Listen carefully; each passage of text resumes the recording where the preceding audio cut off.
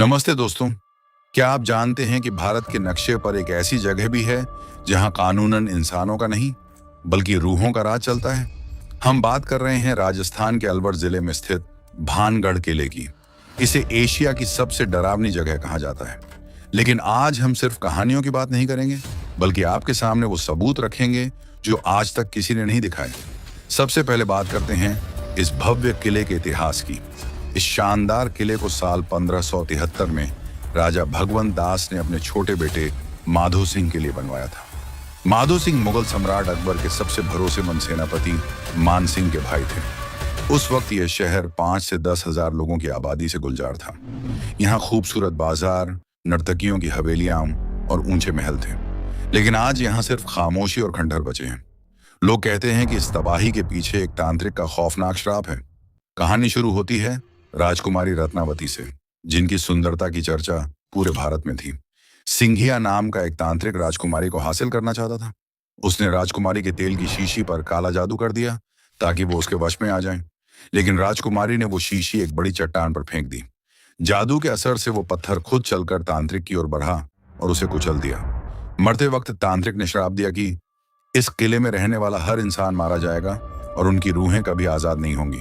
और ताज्जुब की बात देखिए, उसके कुछ ही समय बाद एक भीषण युद्ध हुआ और पूरा भानगढ़ तबाह हो गया। आज भी स्थानीय लोग कहते हैं कि यहाँ घरों पर छत नहीं टिकती, छत डालते ही गिर जाती है। दूसरी कहानी, आशी बालूनाथ ने शर्त रखी थी कि महल की परछाई उनकी कुटिया पर नहीं पड़नी चाहिए। पर राजा के वंशजों ने अहंकार में महल को इतना ऊंचा कर दिया कि उसकी परछाई ने आरशी की जगह को ढक लिया। बस उसी पल आरशी का श्राप गूंजा और पूरा शहर रातों रात खंडहर बन गया। आज भी वहां घरों पर छत नहीं टिकती, डालते ही गिर जाती है।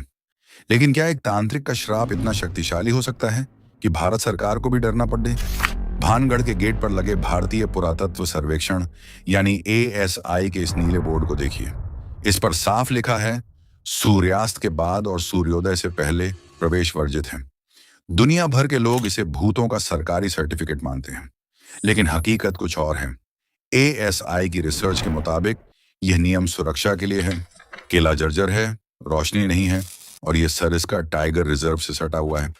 रात में पैंथर और लकड़बग्घे जैसे जंगली जानवर यहाँ घूमते हैं। प्रशासन नहीं चाहता कि अंधेरे में कोई टूरिस्ट हादसे का शिकार बने। अब बात करते हैं उनकी जो रूहों से बात करने का दावा करते हैं। कई पैरानॉर्मल इन्वेस्टिगेटर्स यहाँ अपनी मशीनों जैसे EMF मीटर और IVP रिकॉर्डर के साथ आए। उनका दावा है कि रात के वक्त यहाँ ऊर्जा अचानक बदल जाती है। उन्हें अजीब सी आवाजें और तापमान में अचानक गिरावट महसूस हुई। कई इन्वेस्टिगेटर्स ने दावा किया कि उन्हें महसूस हुआ जैसे कोई उनके पीछे चल रहा है, लेकिन एक्सपर्ट्स इसे सिरे से नकारते हैं।